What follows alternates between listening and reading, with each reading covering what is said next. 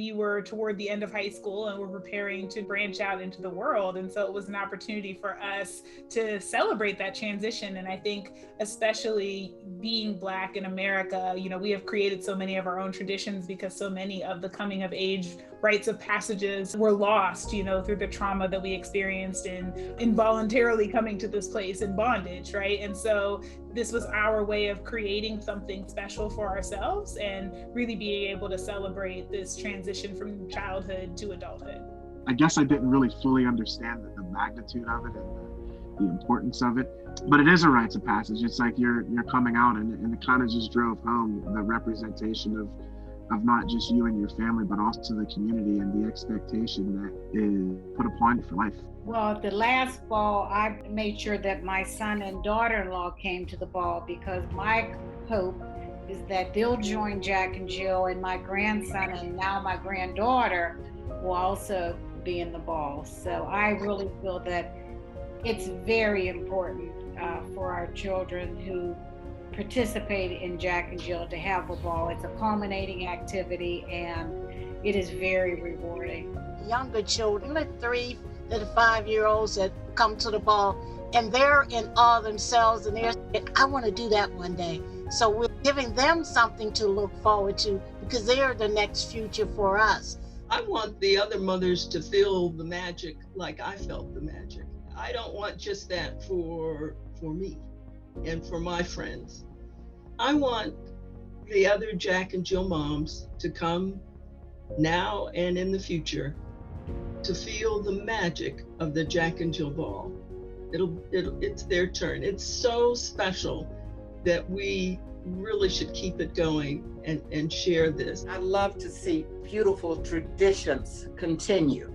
And this is a beautiful tradition in many respects for the parents, but most especially for our children. It gives them their dues. And yes, please continue.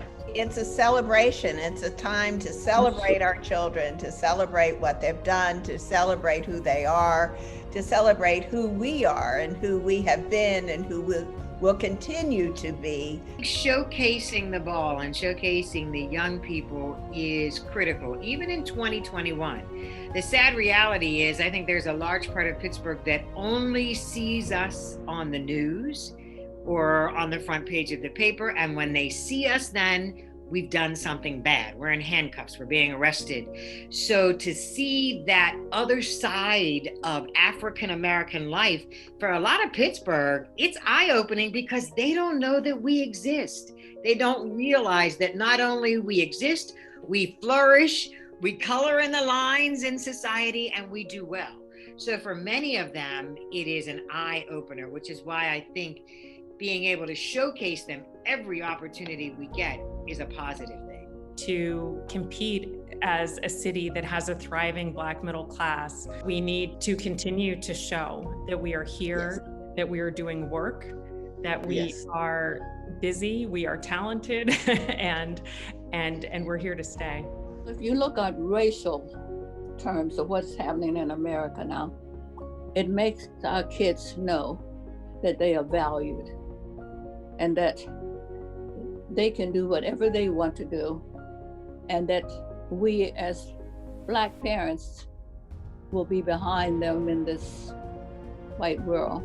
Especially with other stories you hear about Pittsburgh is the worst place in America for Black women to live and things like that. And so I think it is important and it should continue. And I'm thrilled that it is continuing and that the chair this year is a dear friend of mine. And I'm just so excited to support her in her efforts to continue this tradition that my mom started many years ago. I don't want to count the number of years, but yeah, that my mom started. We still have Black Lives Matter. There is still lots of racism that the kids are still having to fight with. Jack and Jill is a safe place for our kids to gather and develop together and have other kids who are experiencing similar problems. I think the ball is a time that we can uplift and show our these bright and shining stars of our children. I think it's a way of financially giving back to community and supporting organizations that are working within the community. As long as there's Jack and Jill, rites of passage and encouraging our children to be all that they can be are important.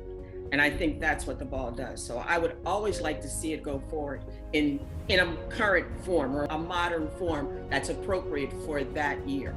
And I think it's like anything else. It's going to change. 40 years from now, it's not going to look like the ball that we were in or the ball that you started, but it is part of our legacy. This is part of who we are. This is part of who Jack and Jill is. Traditions bind us across the years and the generations, and they provide meaning outside of our day-to-day lives. And so I think it's important when the grandeur of a ball happens that it's a time to remind ourselves of the significance of life and the meaning and place of traditions in our life. And so that's just something that I think we should never leave behind and should always be there to remind the next generation of why that's important.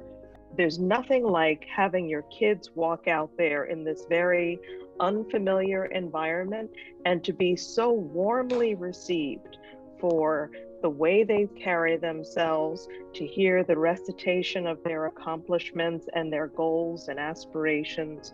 It is an audience of your Black community cheering you on and celebrating your accomplishments. And I just think that is something that should continue for as long as possible. Our kids need that.